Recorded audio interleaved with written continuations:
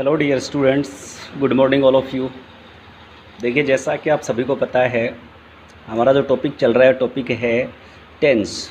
और टेंस में आज हम पढ़ेंगे पार्ट 12 अर्थात टेंस का 12वां भाग। ठीक है। और आज की क्लास से पहले की क्लास में हमने पढ़ा था, आज हम जो टेंस शुरू करने जा रहे हैं वो है पास्ट कॉन्टीन्यूअस टेंस। इससे पहले क्लास में हमने पास्ट इंडेफिनिट टेंस के बारे में पढ़ा था और उसकी एडवर्ब्स वगैरह के बारे में स्टडी किया था। और उन एडवर्ब्स के आधार पे आपको कुछ सेंटेंसेज मैंने HW में दिए थे। तो आज का टॉपिक शुरू करने से पहले हम प्रीवियस क्लास का जो HW है उसको सॉल्व करते हैं।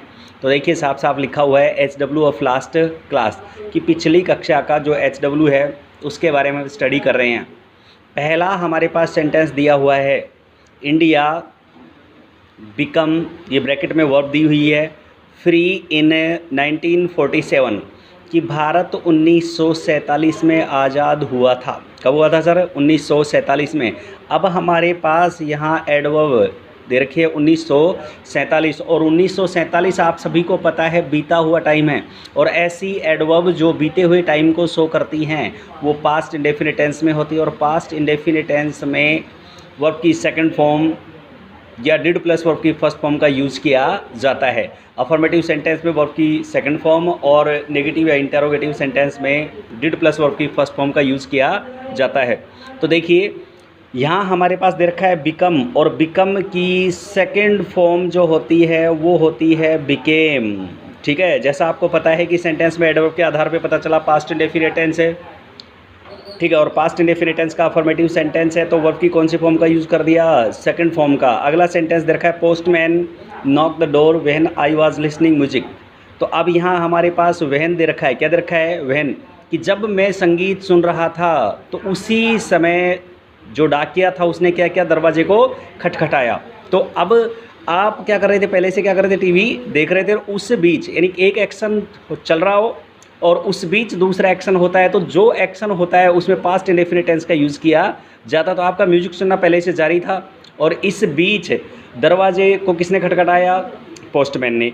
तो अब यहाँ हमारे पास नॉक की सेकंड फॉर्म होगी नॉक्ड। क्या होगी जी? नॉक्ड। ओके। अगला सेंटेंस दे रखा है हमारे पास व्हेन। ये कंसेप्ट व्हेन वाला मैंने आपको पहले ही क्लियर करवा दिया था।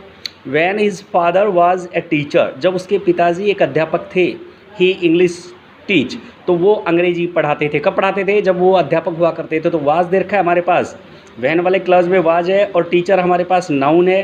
तो इस विदाउट वैन वाले क्लॉज में हम क्या करेंगे? पास्ट इंडेफिनिट टेंस का यूज़ करेंगे। तो टीच, और टीच की सेकंड फॉर्म होगी टॉट, TAUGST। ओके। तो ये तो थे हमारे HW में दिए गए सेंटेंसेज। अब हम हमारे आज के टेंस की बात करेंगे, पास्ट कॉन्टीन्यूअस टेंस की। तो सबसे पहले किसी भी टेंस की हम क्या करते हैं? पहचान के बारे में स्टडी करते हैं। तो साफ साफ लिखा हुआ है आइडेंटिफिकेशन, पहचान। अब पहचान में देखिए सर, इस टेंस में हिंदी वाक्यों के अंत में रहा था, रही थी, रहे थे आदि आते हैं। तो पहचान में क्या रखा है? रहा था, रही थी, रहे थे। अर्थात इसमें कार्य का जारी रहना दर्शाया जाएगा, लेकिन वो पास्ट टेंस में जारी रहना दर्शाया जाएगा। ठीक है। हेल्पिंग वर्ब बोले तो सहायक क्रिया। इस टेंस में सहायक क्रिया के रूप में हम वाज और वर का यूज करते हैं। किस किस का यूज करते हैं? वाज और वर का। वाज और वर का रूल पढ़ेंगे, रूल ऑफ वाज वर। अब वाज के बारे में स्टडी करेंगे। तो अब से पहले जब जब हमने आई का यूज़ किया प्लूरल वर्ब के साथ किया था, लेकिन यहाँ इस टेंस में थोड़ा डिफरेंट है। वाज के साथ वाज का यूज़ किसके साथ करेंगे? आई, ही, सी, इट, एनी नेम, कोई भी नाम आता हो और सिंगुलर सब्जेक्ट हो तो उसके साथ हमें किसका यूज़ करना है? वाज का। और वर का यूज़ कब करना है? वी, यू, दे। और प्लूरल सब्जेक्ट के साथ किसका यूज़ करना है? वर का। ठीक है। इसके बाद हम बात करेंगे मेन वर्ब की। जब जब किसी कंटिन्यूअस टेंस की चर्चा होती हो तो वहाँ वर्ब की फर्स्ट फॉर्म में क्या लगा देते हैं? ING। तो यहाँ मेन वर्ब में वर्ब की फर्स्ट फॉर्म प्लस ING का यूज़ करेंगे। Syntax of affirmative sentence, syntax या फॉर्मूला, मैंने आपको बार बार बताया एक ही बात है। Syntax of affirmative sentence, affirmative sentence बनाने का सिंटैक्स, सबसे पहले आपको सेंटेंस में से सब्जेक्ट लेना है, फिर वाज या वर दोनों में से एक हेल्पिंग वर्ब लेनी है, फिर वर्ब की फर्स्ट फॉर्म प्लस ING, फिर ऑब्जेक्ट, फिर ETC। एग्जाम्पल में दे रखा है आपके पास वे वे फुटबॉल खेल रहे थे। सबसे पहले सब्जेक्ट कौन हुआ? वे बोले तो दे, और दे के साथ वाज और में से वर, और खेलना को बोलते हैं प्ले, और प्ले में क्या लगा देंगे? ING. They were playing football. क्या खेल रहे थे? फुटबॉल। अगर सेंटेंस नेगेटिव है, कैसा है जी? नेगेटिव, तो एच वी के तुरंत बाद क्या लगा देंगे आप? नोट लगा देंगे। ठीक है, तो देखिए सब्जेक्ट प्लस वाज या वर, फिर नोट, फिर वर्ब की फर्स्ट फॉर्म प्लस आईएनजी, फिर ऑब्जेक्ट, फिर ईटीसी। तुम मेरे नौकर को नहीं बुला रहे थे, तो अब सब्जेक्ट कौन है? तुम बोले तो यू, वाज वर में से वर, नोट, और बुलाना को बोलते हैं कॉल, और कॉल की फर्स्ट फॉर्म में क्या लगाना है? आईएनजी, तो कॉलिंग, और मेरे नौकर को तो माय सर्वेंट। नौकर को बोलते हैं क्या? सर्वेंट, और इसका एंटोनियम अगर पूछा जाए तो होगा मास्टर। तो इस तरह से आपको सेंटेंस को ट्रांसलेट करना है। अब हम बात करेंगे correct form of the verb, कि आपको वर्ब की करेक्ट फॉर्म कैसे भरनी है। और आपको पता है किसी भी सेंटेंस में अगर टेंस की पहचान करनी है तो किसके आधार पे करनी है जी?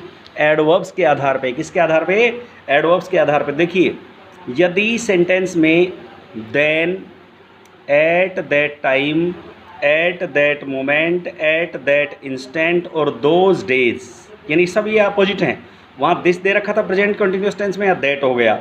वहाँ दीज दे रखा था, या दोज हो गया। वहाँ नाउ दे रखा है, यहाँ देन हो गया। ठीक है, आदि एडवर्ब्स आए तो करेक्ट फॉर्म भरते समय वाज या वर प्लस वर्ब की फर्स्ट फॉर्म प्लस आईएनजी का यूज़ किया जाता है। ठीक है, तो एक बार फिर से एडवर्ब के बारे में देखिए आप। Then, at that time, at that moment, at that instant, those days, आदि एडवर्ब्स आए तो करेक्ट फॉर्म भरते समय वाज या वर प्लस वर्ब की फर्स्ट फॉर्म प्लस आईएनजी का यूज़ किया जाता है। एग्जाम्पल देखिए सर आप, they blank cards at that moment. तो अब यहाँ सबसे पहले हमें पता करना है एडवर्ब का, और एडवर्ब हमारे पास क्या है? At that moment. क्या है जी? At that moment. At that moment past continuous tense की एडवर्ब है। करेक्ट फॉर्म भरते समय वाज या वर्ब प्लस वर्ब की फर्स्ट फॉर्म प्लस आईएनजी, तो दे के साथ वर, और प्ले में क्या लगा देंगे जी? आईएनजी। ओके, ठीक है। इसके बाद अगला सेंटेंस है why you so loudly then. अब यहाँ हमारे पास क्या दे रखा है? देन। ठीक है, यहाँ ब्रैकेट में दिया हुआ है क्राई, और सेंटेंस इंटरोगेटिव है। तो पहले वाज वर्ब में से यू के अकॉर्डिंग वर, फिर लेंगे मेन वर्ब क्राई, और क्राई में क्या लगा देंगे? आईएनजी। ठीक है, ये तो थी एडवर्ब। इसके अलावा एक बहुत ही इंपॉर्टेंट नोट समझा रहा हूँ मैं आपको, इसको बड़े ध्यान से देखना, और चाहो तो इस नोट का मैं समझा दूँ, उसके बाद एक स्क्रीनशॉट ले लेंगे। यदि सेंटेंस के एक क्लॉज में वाहिल दिया हो, क्या दिया हो sir?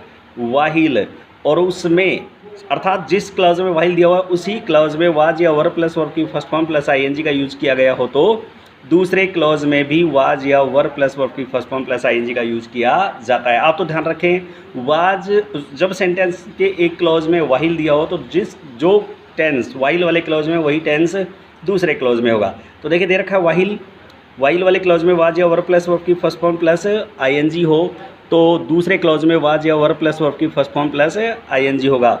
Rahul was sleeping, Rahul was sleeping while. अब यहाँ जो दे रखा है while, his brother TV watch, कि राहुल सो रहा था वाहिल, जबकि उसका भाई क्या कर रहा था? टीवी देख रहा था। दोनों का एक साथ कार्य का होना दर्शाया जा रहा है। तो हिज ब्रदर के अकॉर्डिंग वाज, और वॉच में क्या लगा देंगे? आईएनजी। क्या लगा देंगे? आईएनजी। ठीक है, इस तरह से। अब आप इसमें एक्सरसाइज में जो आपके टेंस वाला पार्ट है बुक से देखिए, आप जो भी चैप्टर के एंड में जाएंगे तो वहाँ बुक से दिया हुआ है टेंस वाला पार्ट, उसमें आप इसके एक्सरसाइज सॉल्व करेंगे। ठीक है, ओके।